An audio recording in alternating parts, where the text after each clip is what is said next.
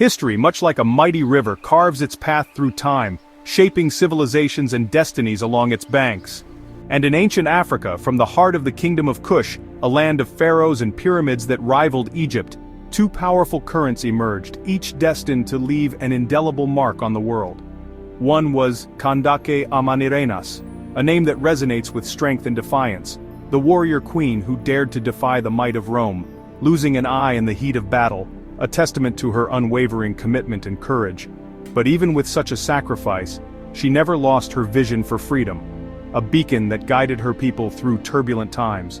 Her legacy is one of fierce resistance, a symbol of African resilience against overwhelming odds. African strength standing tall, a bulwark against the world's mightiest empire, a testament to the indomitable spirit of a people determined to control their own destiny. At the same time, as Amanirenas waged her battles, another figure equally significant embarked on a different path altogether, the Ethiopian eunuch, a royal treasurer of great influence, a man of wealth and power, yet driven by a profound spiritual quest.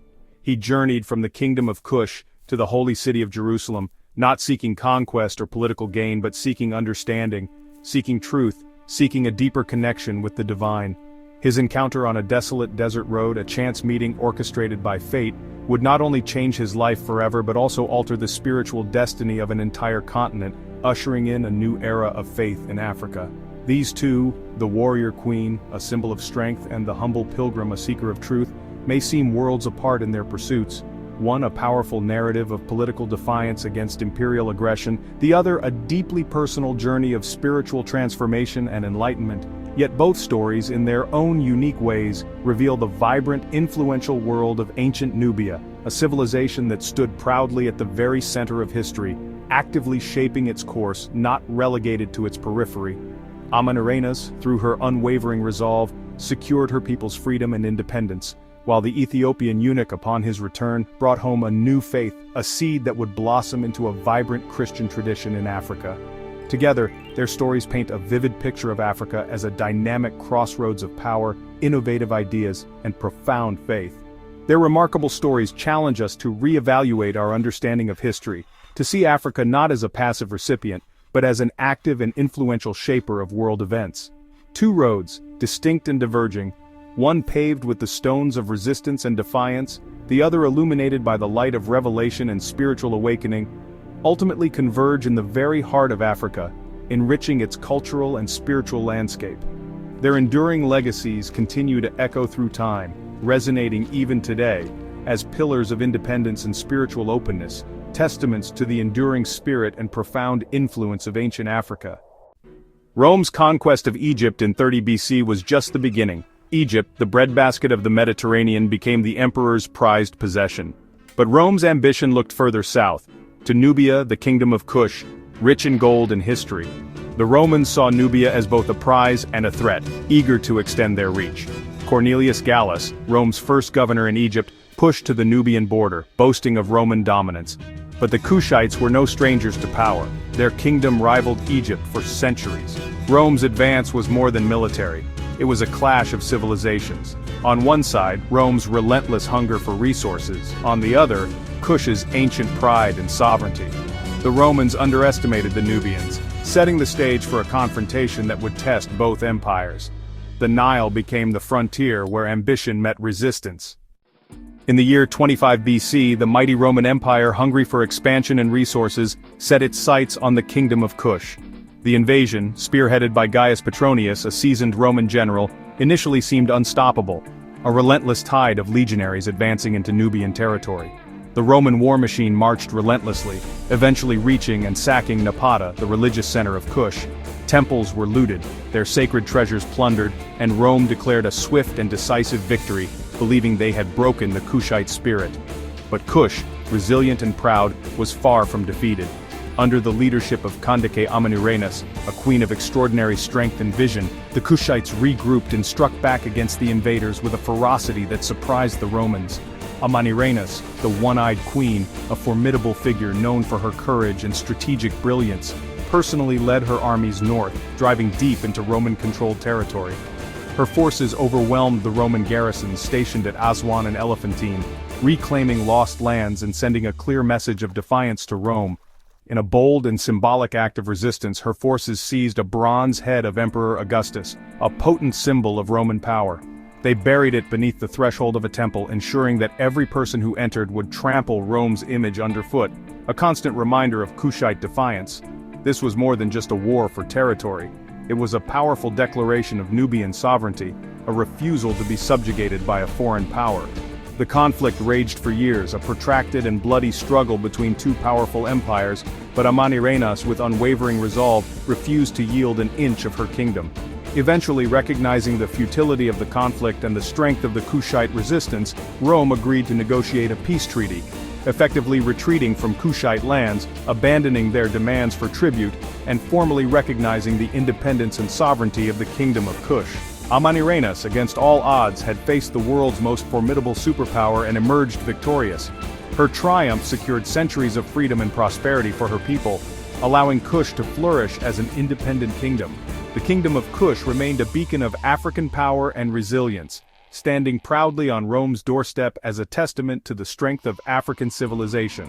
Amanirenas' unwavering defiance and strategic brilliance became the stuff of legend, a powerful symbol of resistance against oppression and the enduring dignity of the African spirit. The world learned a valuable lesson. Kush, under the leadership of Amanirenas, would not be conquered, would not be broken. The Queen's legacy endures to this day, a powerful testament to African strength, resilience, and the unwavering pursuit of freedom. Against all odds, this remarkable queen changed the course of history, securing a lasting legacy for herself and her kingdom. Amanirenas was part of a powerful tradition, the Kandakes, queens who ruled Kush. These women commanded armies, managed wealth, and shaped diplomacy. Kandake Amanishaketo's tomb, filled with gold, reveals the kingdom's prosperity and artistry. Kandake Amanitore, co-ruler with King Natakamani, oversaw a golden age of temple building. Reliefs show her as an equal, smiting enemies and honoring the gods. The Kandakes blended African, Egyptian, and Hellenistic influences, creating a unique civilization. For centuries, women held ultimate authority in Kush, guiding it through war and peace. Their reigns challenge our notions of gender and power in the ancient world. While Amanirenas valiantly defended her kingdom against Roman advances, fiercely protecting her people and their way of life, another story, equally compelling, unfolded in the same era: the remarkable journey of a royal treasurer, a man of great influence seeking spiritual fulfillment and a deeper understanding of faith. This man was an Ethiopian eunuch, a high-ranking official serving directly under the Kandake, the Queen of Ethiopia, wielding considerable power and responsibility within the kingdom. Driven by a deep spiritual yearning, he undertook a long and arduous journey from Meroe, the heart of his kingdom, all the way to Jerusalem, a sacred city, to worship at the temple. As he made his way back home, seated in his chariot, he was engrossed in reading aloud from the scroll of Isaiah, a prophet whose words resonated with his soul. He was diligently seeking meaning within the ancient text, trying to decipher its hidden truths and understand its profound implications for his own life and spiritual path. It was at this pivotal moment that Philip, a devoted follower of Christ and an early Christian missionary, approached him. Sensing an opportunity to share the gospel, Philip inquired with genuine curiosity, "Do you truly understand the words you are reading?" The eunuch, humbled by the question, honestly replied, "How can I possibly grasp its full meaning unless someone guides me and explains it to me?" Seizing the opportunity, Philip began to share the incredible story of Jesus Christ, his life, his teachings, his sacrifice, and his resurrection. As Philip spoke, the message of hope and redemption resonated deeply within the eunuch's heart, filling him with a newfound understanding and a profound sense of peace. As they continued their journey together, they came across a source of water, a welcome sight in the arid landscape. Overcome with faith and conviction, the eunuch, without hesitation, asked to be baptized, signifying his commitment to this new path. And so, filled with immense joy and spiritual elation, he continued his journey home, now a new Christian, carrying the transformative message of the gospel back to the African continent. This was not an instance of foreign imposition or forced conversion, but rather, a powerful African leader willingly and wholeheartedly embracing a new faith that resonated with his soul. The eunuch's conversion stands as a pivotal moment, marking the initial arrival of the gospel in Africa, carried and spread by African hands, embraced by an African heart. His story serves as a powerful bridge, connecting different worlds, bridging diverse faiths, and intertwining destinies across continents. A single chance encounter sparked a spiritual transformation that would ultimately change the course of an entire continent. The eunuch's journey reveals deep Jewish roots in Nubia and Ethiopia. Traditions like the Beta Israel trace their lineage to Solomon and the Queen of Sheba. Jewish communities thrived along the Nile, blending with local beliefs. By the 1st century, monotheism was familiar in Kush, preparing the ground for Christianity. The Meroitic religion absorbed Egyptian and Jewish influences, creating a spiritual mosaic. When the eunuch brought the gospel home, he built on centuries of exchange. Christianity took root quickly, nurtured by this rich, blended heritage. Africa's faith was never imported, it was cultivated in its own soil. The Red Sea was Kush's gateway to the world, a highway of trade and ideas. Gold, ivory, and exotic goods flowed out, frankincense, spices, and silks flowed in. Port cities like Adulis became melting pots of cultures and beliefs. Merchants, monks, and missionaries mingled, spreading philosophies and faiths. Rome's appetite for luxury supercharged this network, enriching Kush and its neighbors. Along these routes, Christianity traveled as cargo and creed. The gospel spread from port to port, carried by Africans themselves. The Red Sea was not just a trade route, it was a conduit for transformation. Here, Africa connected with the world, shaping and sharing its destiny. By the 6th century, Nubia's successor states, Nobatia, Makuria, and Alodia, embraced Christianity. This was a conscious choice, not foreign imposition. Nubian rulers built churches, created a new script, and developed a vibrant Christian culture. Frescoes depicted African kings and saints celebrating their unique faith. For centuries, these kingdoms stood as Christian strongholds, resisting conquest and preserving independence. In Ethiopia, Christianity flourished even earlier, blending with ancient Jewish traditions. Isolated by geography and history, Ethiopian Christianity developed its own identity, symbolized by the rock-hewn churches of Lalibela. Nubia's Christian kingdoms eventually faded, but Ethiopia endured, protecting its faith against all odds. For a millennium, Christian civilization thrived in Africa's heart, an epic often overlooked. Their legacy is a testament to resilience, creativity, and spiritual power. Africa's Christian story is central, not peripheral, to world history. The Christian story in Nubia and Ethiopia runs parallel to Jerusalem's own saga. Both were centers of faith, surrounded by rival empires and constant threats. Like Jerusalem, African kingdoms became islands of Christianity in a sea of Islam. Their survival depended on strength and diplomacy and unwavering faith. Ethiopian kings saw their land as a new Zion, heirs to the Ark and the Covenant. Lalibela's churches were built as a new Jerusalem, claiming a central place in sacred history. These kingdoms were not mere followers, they were keepers of the faith's original spirit. Africa's Christian centers were as vital as Jerusalem, forging their own epic of belief. Their struggles and triumphs are not side notes, they are chapters at the heart of Christian civilization. On the frontiers of faith, Africa's story shines with clarity and resilience. Section 1. The Roman takeover of Egypt, 30 BCE. In 30 BCE, Egypt, once the realm of pharaohs, fell to Rome. After Cleopatra's defeat, Augustus Caesar claimed the Nile as his own. Roman banners unfurled over Alexandria. The pyramids now stood in the shadow of Roman legions. Egypt became Rome's breadbasket, fueling the empire's rise. But the Roman advance did not go unchallenged. To the south, the kingdom of Kush, Nubia, watched warily as new powers moved closer to their borders. Section 2. Rome meets Nubia, the reign of Amanirenas, c. 4010 BCE. Here, Queen Amanirenas, a fierce Kandake or Queen Mother, ruled with resolve. When Roman tax collectors pushed into Nubian lands, Amanirenas struck back. Her armies raided Roman forts, capturing statues of Augustus himself. Rome retaliated, but Amanirenas refused to yield. After years of skirmishes, a peace was forged, on Nubian terms. Amanirenas emerged as a symbol of resistance, ensuring Nubia remained independent. Her story stands as a testament to African leadership in the face of empire, where diplomacy and courage shaped the fate of nations. The meeting of Rome and Nubia was more than a clash of armies, it was a test of wills at the crossroads of history. Section 1. The Kandake title, in Acts 8. Long before the rise of Rome, another title echoed through the halls of power, Kandake. In Greek, Kandak wasn't a personal name but a dynastic title, much like Pharaoh in Egypt or Caesar in Rome. It signified the queen or queen mother, the true sovereigns of Kush, an African kingdom centered at Meroe in modern-day Sudan.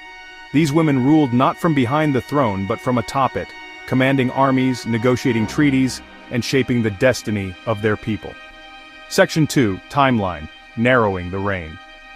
It was in this era, shortly after the life of Jesus and the birth of the early church, that a royal official from Kush, described as a eunuch, journeyed to Jerusalem. The reigning Kandake at this moment was likely Queen Amanirenas, who ruled from around 25 to 41 CE. Her reign, nestled between the legendary Amanirenas and the formidable Amanirenas, is illuminated by archaeological finds, statues, inscriptions, and the enduring grandeur of Meroe. The eunuch's encounter with the Apostle Philip, as told in Acts 8, unfolds against this backdrop, a crossroads of faith, power, and possibility. Section 3, Notable Kandake Queens.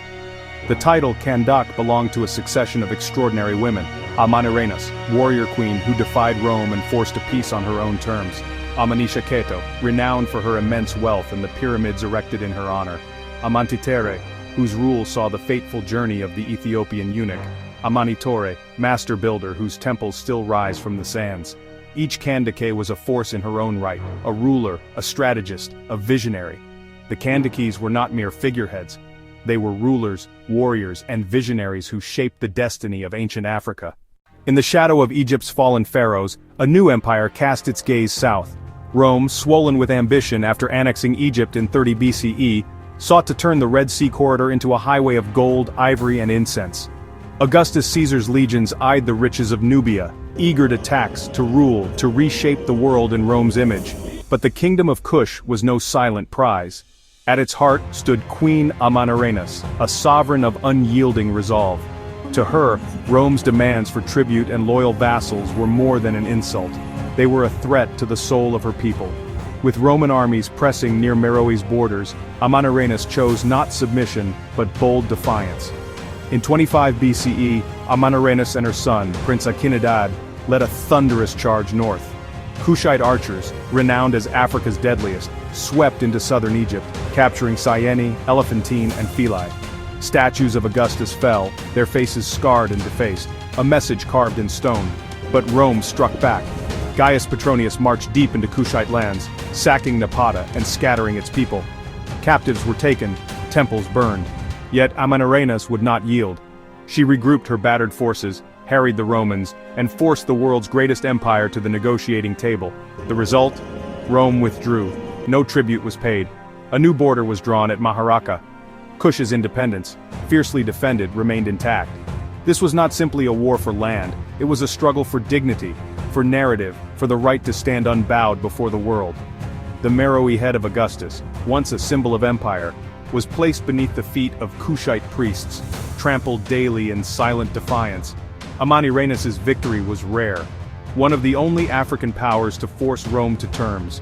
Her legacy endures, not just in monuments, but in the memory of a queen who refused to kneel. In the land between desert and river, the spirit of Kush still whispers, unconquered, undiminished, eternal. On a sun-bleached road winding south from Jerusalem, a royal chariot glides across the desert. Within it sits a figure of quiet dignity, the Ethiopian eunuch, treasurer to Kandake, queen of the Ethiopians. His journey is not for trade or conquest, but for faith. A pilgrimage to the temple, a quest for meaning that spans empires and beliefs. Clutched in his hands is a treasure rarer than gold, a personal scroll of the prophet Isaiah. Few in the ancient world could read, and fewer still possessed sacred scripture. Yet here, beneath the endless sky, the eunuch's eyes move across ancient Hebrew lines. He was led like a sheep to the slaughter. His status is unique, an outsider yet a God-fearer, drawn to the God of Israel. He is powerful, learned and trusted with royal wealth, but his yearning is deeper than any earthly title. The holy city now fades behind him, its crowds and rituals a memory, but the words on the parchment stir a longing not quenched by ceremony. As the chariot rolls onward, the eunuch's face reflects both privilege and pain, a seeker in search of answers, carrying with him the hope that the voice of the prophets might yet speak to his soul. On this lonely road with scripture in hand and questions in heart, the story of faith in Africa takes a new and unexpected turn. Across the shifting sands and along the arteries of trade, cultures and faiths mingled in the ancient world. The Ethiopian eunuch, neither born of Israel nor fully outside its faith, embodies this crossroads, a living bridge between peoples, hopes, and destinies. As his chariot rolls south, imagine the unseen threads binding Jerusalem to Nubia. caravan routes, Nile journeys, and the silent passage of ideas. Animated maps reveal the spread of Jewish communities far beyond Judea. From Elephantine Island, where Jewish families worshipped on the Nile's banks, to bustling synagogues nestled in Egypt's heart. In these far-flung enclaves, proselytes and seekers gathered, outsiders drawn by the story of a single God and the ancient promises of Israel. The eunuch, a royal official and a God-fearer, stands in this tradition, not ethnically Jewish but spiritually tethered to the faith of Abraham. Artistic renderings show diverse faces in ancient temples, Africans, Greeks and Semites side by side, praying, learning and sharing sacred meals. Here identity is fluid, faith transcends borders, and the longing for belonging finds a home in worship. The moment of the eunuch's baptism unfolds in radiant light, the waters of the desert road washing away boundaries of race, status and geography. In this act, he becomes the first recorded African Christian, a symbol of faith's power to unite worlds once divided. Overlay, a bridge between worlds.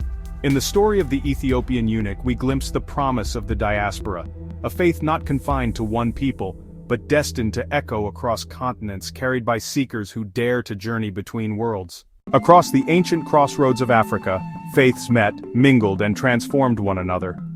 On the banks of the Nile, the ruins of Elephantine whisper a forgotten story. A Jewish temple built by exiles flourished alongside Egyptian shrines. Here, papyrus scrolls reveal that these Jewish families offered sacrifices, celebrated Passover, and wrote letters in Aramaic to Jerusalem, seeking guidance and connection. Caravans laden with gold, incense, and scrolls wound their way from Jerusalem through Egypt to the heart of Kush. Along these trade routes, not only goods but ideas traveled, stories of Moses and Solomon, prayers in Hebrew and Meroitic, hopes for justice and peace. Artistic renderings show Kushite priests processing beneath towering pyramids, while Jewish scribes copy sacred texts by flickering lamplight. Sometimes their worlds collided. Kushite royalty invited Jewish advisors to court, and Jewish communities found refuge in Nubian cities. Religious life in Kush was never monolithic. Temples to Amun stood side by side with shrines to foreign gods. Some Kushites converted to Judaism, adopting its laws and customs. Others blended traditions, creating rituals unique to the Nile's southern kingdoms. The legendary visit of the Queen of Sheba to King Solomon hints at these ancient connections. Tales of wisdom exchanged, alliances forged, and faiths intertwined. In this vibrant tapestry, Judaism took root among elites and commoners alike, setting the stage for a new faith to take hold. When Christianity arrived, it found fertile ground, among people already accustomed to crossing boundaries, seeking truth, and weaving together the threads of many traditions. The story of faith in Nubia is not one of simple conversion, but of a rich, ongoing dialogue, a testament to the power of belief to bridge even the widest rivers. As dust settles on the desert road, the Ethiopian eunuch rises from the waters baptized, transformed, and carrying a treasure far greater than gold, the story of Jesus. With a scroll clutched to his chest and hope alight in his eyes, he begins the long journey south, bound for the kingdom of Kush, and beyond ancient tradition, remembers this moment not as the end, but the beginning. Ethiopian Christians trace the roots of their faith to this very traveler, the first to bring the gospel home, centuries before missionaries ever set foot on African soil. In whispered prayers and joyful hymns, they recall how the message of Christ arrived not by sword or empire, but in the hands of a seeker from the royal court. Across Nubian villages and Ethiopian highlands, small gatherings form men and women listening by lamplight, retelling the story of the Messiah read aloud from foreign scrolls. Simple homes become sanctuaries over generations, faith flourishes, ancient stone churches rise their walls echoing with vibrant worship that blends old and new. A timeline unfolds: the eunuch's return, the rise of the mighty kingdom of Aksum, and, centuries later, the Christianization of Nubia. Long before European ships crossed the seas, the gospel was already on the move, woven into the fabric of African kingdoms by those who first believed. The legacy of the eunuch lingers in every liturgy, every ancient hymn, every cross carved into the stone. His journey was not just his own, it was the spark that lit a continent, a testament to how faith travels, by road, by river, and by the hearts of those willing to seek the truth. As the first rays of dawn strike the lighthouse of Alexandria, a new chapter in faith begins. In this bustling harbor city, where the Mediterranean meets Africa, the message of Jesus finds fertile ground. Here, Mark the Evangelist steps ashore, scroll in hand, his words echoing through the colonnades and crowded marketplaces. He preaches to Greeks and Egyptians, merchants and scholars, planting seeds that will soon take root far beyond the city's fabled library. From Alexandria, the story of the gospel flows southward, following the Nile's winding path.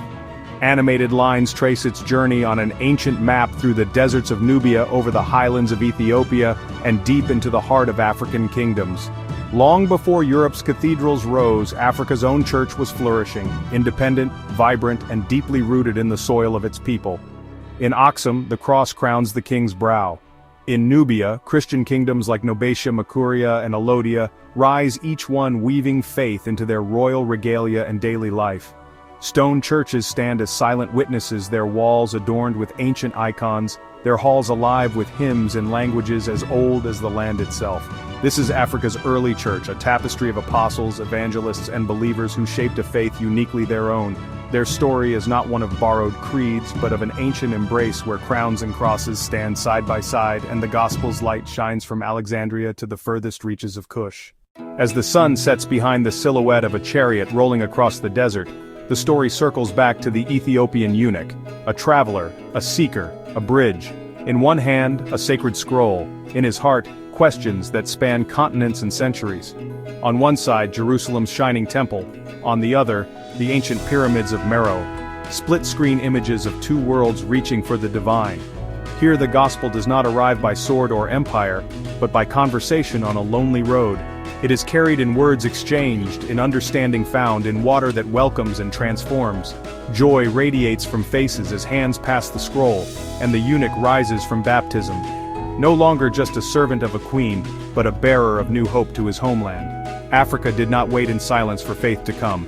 It was already seeking, questioning, yearning. The gospel's journey southward is not one of conquest, but of connection, of conviction born from dialogue, of joy that leaps from heart to heart.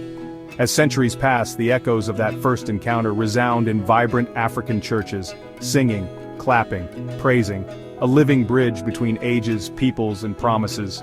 In every gathering, in every hymn, the story continues. Africa, a bridge of faith and hope, stretching from the courts of kings to the open road, from Jerusalem to the heart of a continent. Beneath the lighthouse of Alexandria, once the beacon of the ancient world, a new light flickered to life. Here, in the cosmopolitan heart of Egypt, the Coptic Church was born, weaving together the wisdom of pharaohs and the message of the apostles. A sweeping shot reveals Alexandria's bustling harbor, its marble streets echoing with the footsteps of philosophers, traders, and seekers. In hidden courtyards, whispers of a new faith grow louder. Guided by Mark the Evangelist, the church's first shepherd, whose footsteps would shape the soul of Egyptian Christianity. We move inside ancient churches, their faded icons illuminated by the glow of oil lamps. Here, the Coptic liturgy rises, an ethereal chant, half heard through the centuries, echoing Aramaic prayers and Egyptian hymns. The gospel is written by hand, illuminated in gold, preserved in secret as waves of persecution crash over the faithful. The screen shifts to stark desert landscapes. Stone monasteries rise from the sand, sanctuaries for those fleeing imperial wrath. In these silent strongholds, figures like St. Anthony and St. Pachomius forge a new path. Monasticism, a life of prayer and community that would change Christianity forever. The story darkens. Byzantine emperors, then Arab conquerors, challenged the church's survival. But the Copts endure, their language and worship a living link to Egypt's ancient past. Manuscripts are hidden in caves, icons carried through secret passages, faith kept alive in whispered prayers and midnight vigils. Yet in every century, the Coptic Church emerges, scarred but unbroken. Its crosses carved into the walls of catacombs, its hymns rising above the city's clamor, its saints remembered in the faces of millions. Today the liturgy continues, incense swirling, voices lifted in Tewahedo chant, the gospel proclaimed in the ancient tongue of Egypt. The Coptic Church remains a wellspring of resilience, wisdom, and hope, a testament to a faith that endures through fire, silence, and song. In the heart of Alexandria, and in Coptic churches across the world, the story of Africa's faithful bridge lives on, its light undimmed, its legacy eternal. Along the banks of the Nile, where the desert meets the river's eternal flow, three kingdoms once rose: Nobatia, Makuria, and Alodia. Here in the lands of Nubia, a new chapter of African Christianity was written in stone, pigment, and prayer. A sweeping vista reveals the crumbling cathedrals of Pharis and Dongola, their arches open to the sky. In the 6th century, envoys from Byzantium and missionaries from Egypt journeyed south, carrying the gospel across hot sands and ancient trade routes. One by one, the Nubian kingdoms embraced Christianity, first Nobatia, then Makuria, and finally Alodia, each anointing their kings and baptizing their people in the cool waters of the Nile. Inside these sanctuaries, walls once blazed with color, murals of angels, bishops, and saints, their faces dark and noble, crowned with halos of gold. Bishops in flowing robes presided over liturgies, their voices echoing beneath painted domes. Coptic script and Greek prayers mingled with the Nubian tongue, creating a unique tapestry of faith. But Nubia's Christian kingdoms were more than just centers of worship, they were skilled diplomats. When Arab armies swept across Egypt, Makuria forged the Bach Treaty, a pact that would guarantee peace and autonomy for centuries. For nearly 600 years, Nubian Christians and their Muslim neighbors coexisted, trading goods, exchanging gifts, and sharing the bounty of the Nile. Yet time brought new challenges. Political strife, shifting trade routes, and the rise of new powers began to erode the strength of the Christian kingdoms. The churches fell silent, their murals faded by wind and sun. By the 14th century, the last Christian king of Alodia vanished into legend, and the cross slowly gave way to the crescent along the Nile. Today, only ruins remain, arches half buried in sand, fragments of painted saints, silent witnesses to a forgotten golden age. But in these stones, in the echoes of ancient hymns, the memory of Christian Nubia endures, a testament to faith's resilience at the crossroads of Africa. As the sun sets over the Nile, we remember the kingdoms that once turned the river's flow into a current of hope, art, and belief, carrying the gospel deep into the heart of Africa. High in the Ethiopian highlands, where clouds brush the jagged peaks and green valleys cradle ancient secrets, stands the last enduring beacon of African Christianity, Ethiopia. Here, the legacy of faith survived when kingdoms fell and empires faded, its flame sheltered in the mountains of Aksum and the stone-hewn churches of Lalibela. The story begins with King Ezana, a ruler who gazed beyond his borders and saw a new horizon of belief. In the 4th century, Ezana, guided by the wisdom of Frumentius, a shipwrecked foreigner turned bishop, embraced Christianity and declared it the faith of his empire. Inscriptions in Ge'ez, carved into granite stelae, mark this turning point, the cross rising where once the sun and moon held sway. Frumentius, known as Abba Salama, Father of Peace, became the first bishop of Aksum, weaving together the gospel and Ethiopian tradition. Under his guidance, the Ethiopian Orthodox Tewahedo Church took root, its doctrine fiercely independent, its liturgy echoing with ancient chants and the rhythms of the land. Visuals reveal the grandeur of Aksum's obelisks, the solemn procession of white-robed priests, and the sacred ark said to rest in the chapel of Aksum. In Lalibela, the camera glides over monolithic churches carved from living rock, each a testament to devotion, resilience, and the dream of a new Jerusalem in Africa. Ethiopian Christianity flourished in isolation, cut off from the world by mountains and the spread of Islam across North Africa. Yet within this solitude, faith deepened. Monks retreated to cliffside monasteries, transcribing illuminated manuscripts with intricate crosses and vivid saints. Timkat, Meskel, and Fasika, festivals of water, fire, and resurrection, filled the calendar, binding communities together in ancient ritual. For centuries, Ethiopia stood alone, a solitary lamp amid encroaching darkness. Its emperors traced their lineage to Solomon and the Queen of Sheba. Its people guarded a faith unbroken by time or conquest. Today, the Ethiopian Orthodox Church remains a living bridge to the earliest days of Christianity, a custodian of sacred traditions, ancient manuscripts, and the hope that once turned a king's heart to the cross. As the sun sets behind the highland peaks, the bells of Lalibela ring out over stone and valley, echoing a promise that faith, once kindled, can endure against all odds, lighting the way for generations yet to come. From the windswept dunes of the Sahara to the bustling delta of the Nile, a new faith swept across North Africa, the call to prayer echoing from Alexandria to the gates of Nubia. In the 7th century, Islam emerged in Arabia, carried by traders, scholars, and conquerors along ancient caravan routes. The crescent moon soon rose above Egypt's skyline, where once the cross had reigned. Minarets pierced the horizon, and the great mosques of Cairo shimmered under the desert sun, marking a transformation that would reshape the continent. In Egypt, the old order crumbled. The Coptic Church, once a pillar of the Christian world, became a protected but subordinate community under new rulers. The language of the liturgy faded into whispers as Arabic became the tongue of state and scripture. Yet, in the monasteries of Wadi Natrun and the hearts of the faithful, the light of the ancient church flickered on. Southward, Nubia stood as a Christian stronghold for centuries longer, its cathedrals and painted frescoes testifying to a faith that refused to yield. But as Islamic dynasties pressed from the north and trade shifted along new routes, the kingdoms of Nobatia, Makuria, and Alodia gradually waned. One by one, churches fell silent, their arches crumbling beneath the desert sky. Yet in the highlands of Ethiopia, the story diverged. Encircled by mountains, shielded by geography and diplomacy, Ethiopia remained unconquered. Muslim envoys and armies came to its borders, but the Christian kingdom endured, sometimes isolated, sometimes forging alliances, always guarding its ancient faith. The Ethiopian Orthodox Church became a living relic, its rituals, manuscripts, and music preserving echoes of the earliest Christians.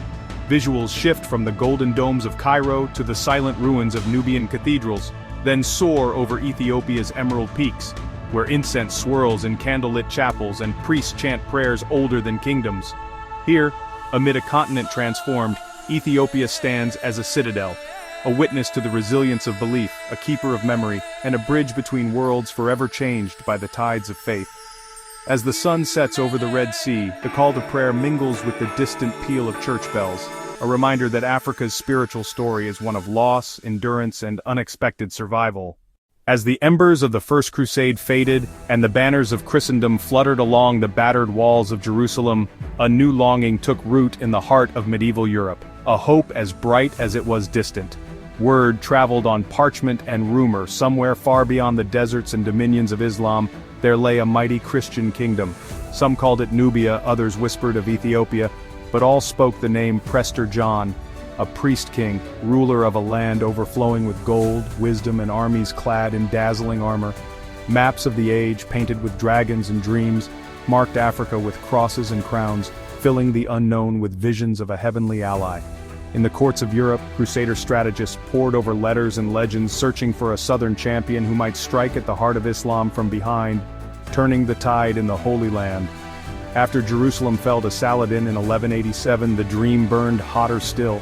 Envoys were dispatched, messages penned in Latin and Greek, all hoping to bridge the deserts and mountains that separated Christendom from its imagined savior.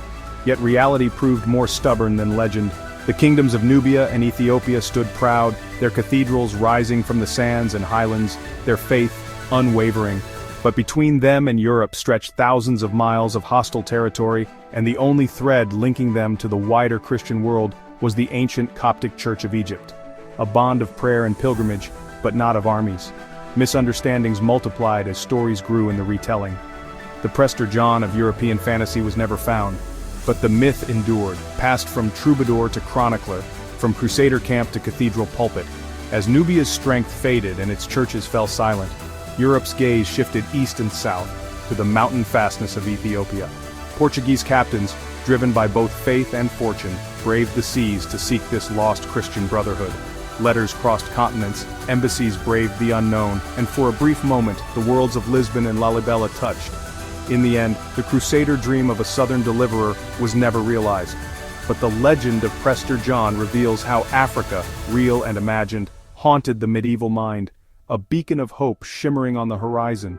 In the illuminated pages of maps and the shadowed halls of power, the kingdoms of the Nile stood not as distant curiosities, but as vital threads in the tapestry of Christendom's greatest hopes and fears. Across the shimmering expanse of the Red Sea, history's tides have ebbed and surged for millennia. Far more than a mere body of water, the Red Sea was a living artery, linking the Mediterranean's bustling ports of Rome and Alexandria to the distant shores of Arabia, East Africa, and the riches of India. In its wake flowed not just ships, but the ambitions of empires. Here, cinnamon and frankincense perfumed the air of crowded harbors, while ivory, gold, and silks dazzled merchants and kings alike. These treasures were more than wealth. They were symbols of divine favor and power, coveted by pharaohs, Caesars, and Kandake queens. When Rome annexed Egypt, Augustus Caesar gazed southward with imperial hunger. Controlling the Red Sea's ports meant controlling the world's wealth, a gamble that set Rome on a collision course with the kingdom of Kush. At Meroe, the Kandake queens understood that trade meant leverage. Their hold on inland routes and ports like Attalus allowed them to shape the flow of goods, and to challenge Rome's might on the water as well as on the battlefield. But the Red Sea was more than a marketplace. Its waves carried pilgrims, prophets, and scrolls, Judaism, Christianity, and later Islam, each faith crossing these waters on journeys of hope and transformation. The Ethiopian eunuch's chariot, the prayers of Coptic monks, and the silent march of Muslim caravans all followed routes shaped by the sea. As centuries passed, the Red Sea's legacy endured. It fueled the rise of Aksum, witnessed the Christianization of Nubia, and underpinned the wealth of Egypt. Today, as modern cargo ships ply the same ancient routes, nearly 12% of global trade still flows through this narrow channel, a living testament to the enduring power of Africa's maritime crossroads. From the silent depths to the bustling ports, the Red Sea remains a lifeline, a bridge between continents, empires, and faiths, shaping the destiny of Africa and the world.